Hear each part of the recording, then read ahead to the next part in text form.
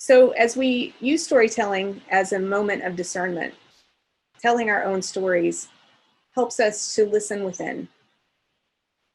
And that way, as we get really quiet and understand our own journey, then we can start to wade through all of that bad information out there.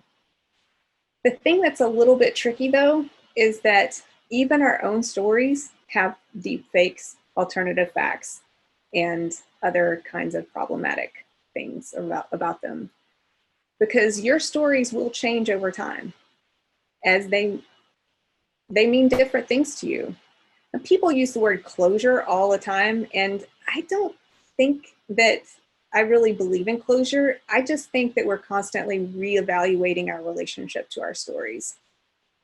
How we tell our stories is crucial. People tend to tell themselves that the stories of their lives are going from bad to good or from good to bad. And you will make your choices accordingly if you tell the story of your life that way. We will continue to make choices according to how we see the trajectory of our lives going. And trust me, that is how we get to this notion of a manifesting story. We are going to look at our lives as a journey. This is my favorite thing to do with people. And, you know, it's a very ancient idea, the idea of life as a journey.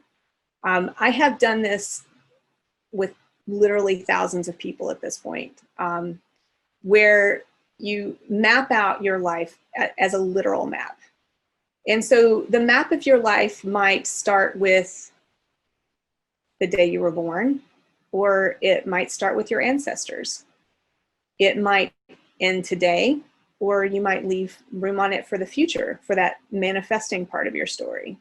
And you're just going to spend some time playing with your life. You're going to come up with stories that you feel like are an important part of your journey. So by the end of making your map, you should have 5 different pictures or groups of pictures that represent 5 different stories that have to do with your journey into who you are. And because this is Creative Mornings, it will be about understanding creativity.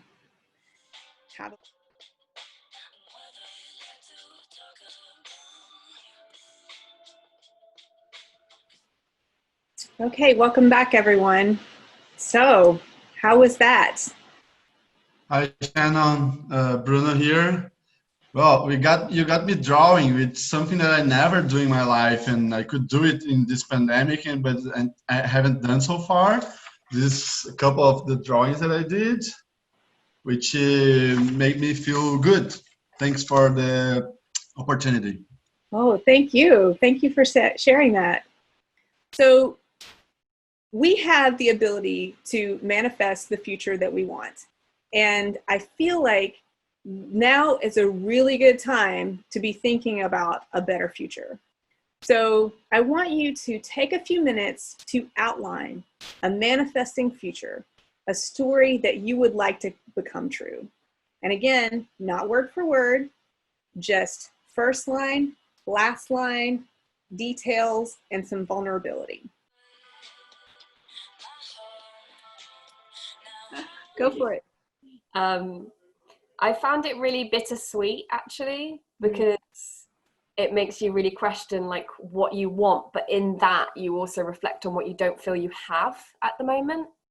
And I wrote, it's a little bit abstract, but I wrote, the sea is calling me home. Old creeping roots are pulling me back. I want a little house in the woods to prop up my family, to mend the gaps in the crumbling wall, and to take back control. And that was it. That basically summed up like everything. Rosie, that was gorgeous. Thank you so much. Thank you. Yeah, it's very vulnerable, isn't it? Oh, but in the best possible way. There's definitely not too much skin in that game. No, thank you. Hopefully someone else feels brave enough to share.